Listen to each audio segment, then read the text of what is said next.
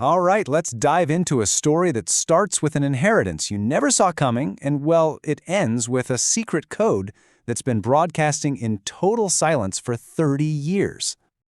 Just imagine it for a second. It's a completely normal day, and then bam, you're handed the keys to a past you didn't even know you had. A past that's just been sitting there, waiting for someone to finally start listening.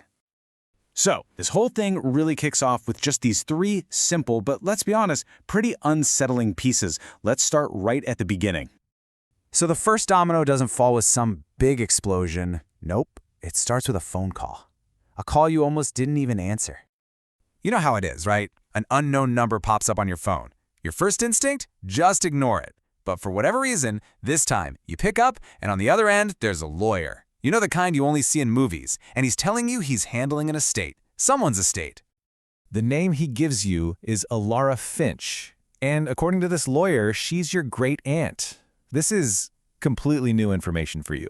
Turns out, this long-lost relative of yours lived a life of total isolation for 30 straight years. The locals, they didn't even know her name. They just called her the Salt Ledge Hermit. And what did this mystery hermit leave you in her will? It's not cash. It's not a nice little house in the suburbs. Nope.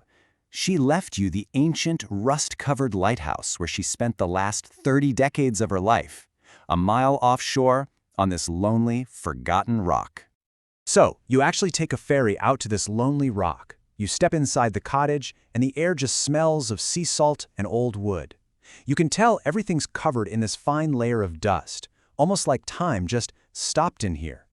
And there, on a rickety old table, are two things that seem like they were left there just for you. A really strange brass key and this thick, heavy, leather-bound logbook.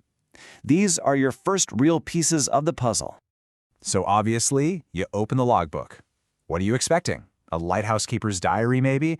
Some notes about passing ships, the tides, maybe a really interesting seagull, something normal. But what you find is anything but normal. Page after page after page is filled with nothing but single letters, all arranged in these neat columns. Just A's, B's, and C's, over and over and over again. At first, it looks like the journal of a total madwoman. But is it something else?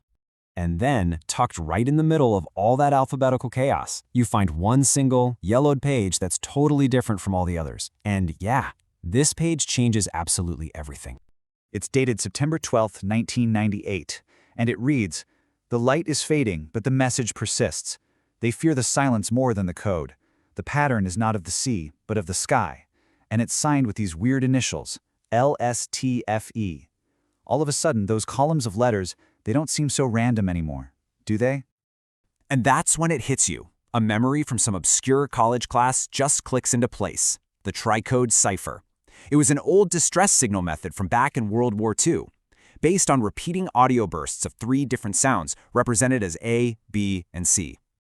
And just like that, it all falls into place. Your great-aunt wasn't crazy. Not at all. For 3 decades, she was meticulously logging a message, a constant repeating distress call from somewhere out there. Okay, but if she was listening to something, she had to have a receiver, right? So you start frantically searching this tiny cottage, and that leads you to a brand new discovery, something that was hidden completely out of sight. Underneath this old, janky rug, you find it, a hidden hatch that leads you down a ladder into a cold, damp basement that's just carved right out of the rock. And there, in the center of the room, is a heavy metal safe. And that tarnished brass key, those weird geometric scratches aren't random at all. They are a perfect match for the lock. So you turn the key, this heavy door groans open, and inside, there's no gold, no family heirlooms. There's just one object, a vintage telegraph receiver, a listening device. And this is important. It's not a transmitter. She wasn't sending messages. She was only receiving them. And a single wire runs from this device up through the ceiling and straight into the main tower of the lighthouse. And you remember that note? The pattern is not of the sea, but of the sky. She wasn't listening for ships. She was using the entire lighthouse as a giant antenna, pointed straight up at the stars.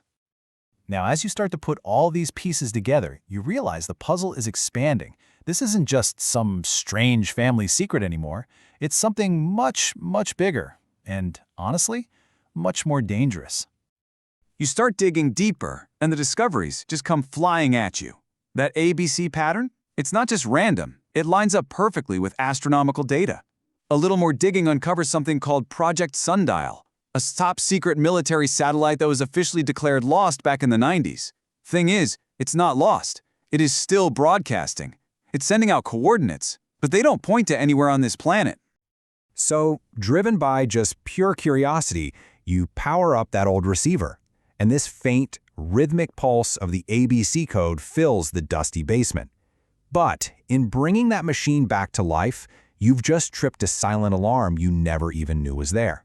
See, someone else was monitoring this frequency, and now they know someone is listening again. The very next morning, back in the small port town, you see it.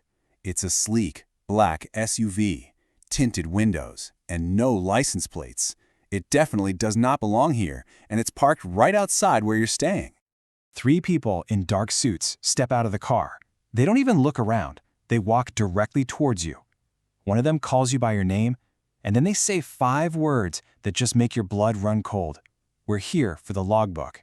And that's where our story has to pause. What would you do?